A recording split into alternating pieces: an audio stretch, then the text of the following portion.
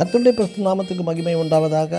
இன்று நாம் தியானத்துக்கு எடுத்துக்கொள்ள இருக்கிறதான வேத வசனம் மத்தேயு எழுதின சுவிசேஷம் 5ஆம் அதிகாரம் 8ஆம் வசனம்.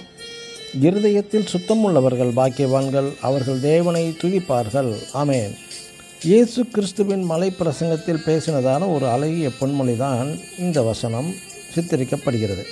இருதயத்தில் சுத்தமுள்ளவர்கள், மனசாட்சியுடையவர்கள் தேவனை அறியலாம், தேவனோடு நெருங்கிய தொடர்பும் கொள்ளலாம் என்பதுதான் இதன் அர்த்தம்.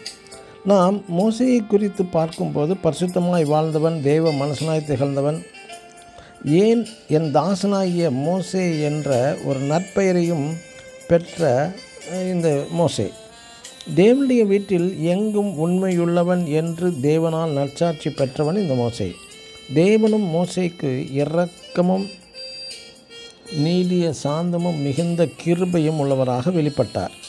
தேவனுடைய சத்தத்தை நேரடியாக கேட்டவன், தேவனுக்கு முன்பாக முகமுகமாக நேரடியாக தரிசித்தவன் என்று பலவாறு மோசேயை குறித்து சொல்லிக்கொண்டே போகலாம். ஆனால் இஸ்ரவேல் புத்திரரோ தேவ சத்தத்தை கேட்க விருப்பமற்றவர்களாய், நாங்கள் சாகாதபடிக்கு தேவன் தங்களோடு நேரடியாக பேச வேண்டாம் என்றும் அவர்கள் வேண்டிக் கொண்டார்கள் என்று யாத்திராகமம் 20ஆம் அதிகாரம் 19ஆம் வசனத்தில் வாசிக்கலாம்.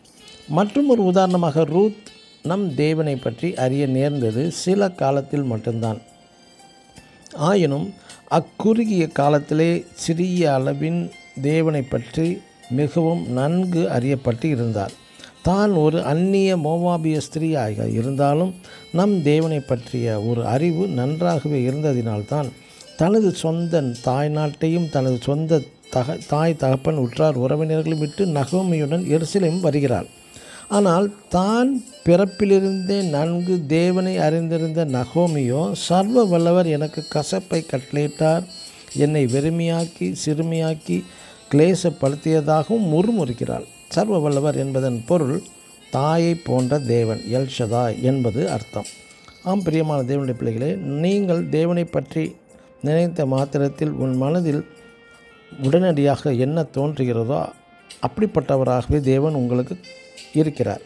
ஒரு தேவன் அதாவது தேவ மனிதன் எழுதுகிறார், நீங்கள் தேவனை பற்றி நினைக்கும்போது அவர் பயங்கரமானவர் என்றும் அவர் அச்சுறுத்தக்கூடியவர் என்றும் தோன்றுமாயேன் உங்கள் வாழ்க்கையில் உங்கள் இருதயத்தில் ஏதோ தவறு இருக்கிறது என்று அர்த்தம். தேவனோடு உள்ள உறவு சரியான நிலையில் இல்லை என்றும் பொருள். நாம் சுத்த இருதயம் சுத்த மனசாட்சியுடன் தேவனோடு உறவாடும்போது மோசே போல நமக்கு ஒரு நண்பரை போல நம்மிடம் தேவன் பேசுவார். ஆமென். God bless you.